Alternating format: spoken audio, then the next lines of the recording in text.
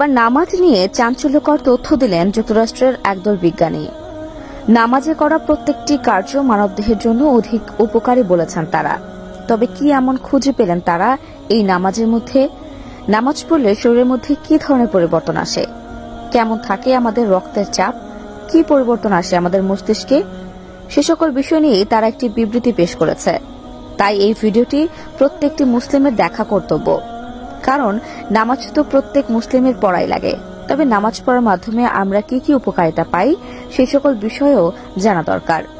তাই ভিডিওটি আপনার সকল মুসলিম ভাই বোনদের মধ্যে শেয়ার করে দিন, যারা কিনা প্রতিনিয়ত নামাজ পড়ে কিংবা পড়ার চেষ্টা করে।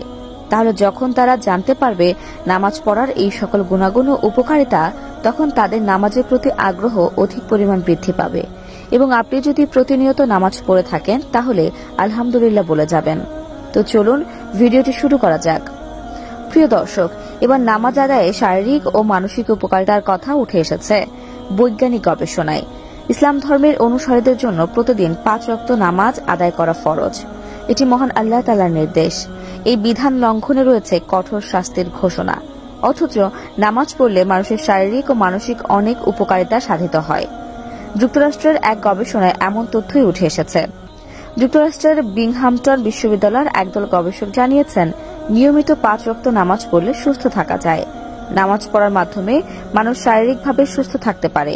গবেষণায় আরও উল্লেখ করা হয়, যদি নিয়মিত নামাজ পড়া হয় তবে ব্যাক পেইন মানে পিঠের ব্যথা কমে যায়।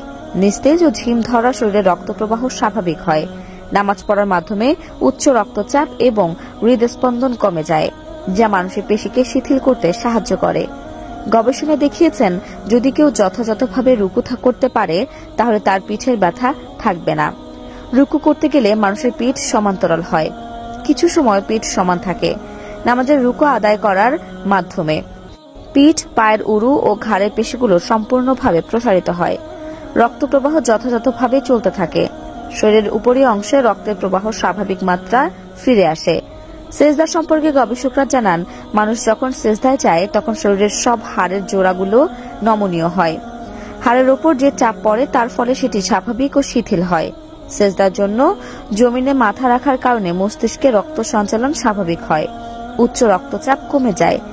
ধীর স্থিরভাবে সেজদা আদায়ের মাধ্যমে মস্তিষ্কের কার্যক্ষমতা বেড়ে যাওয়ার পাশাপাশি শরীরের ভারসাম্য ফিরে আসে। শ্বাস প্রশ্বাসের স্বাভাবিক গতি ফিরে আসায় মানুষ স্বস্তি লাভ করে। সুস্বাস্থ্য ও সুস্থতার জন্য নামাজ অনেক উপকারী। এই নামাজের মাধ্যমে মানুষ আল্লাহর সন্তুষ্টি লাভ করে। কর্মক্ষম উজ্জীবিত মানসিকতা লাভে নামাজ আল্লাহর এক মহান নিয়ামত, বান্দার জন্য অন্যতম বরকত বটে।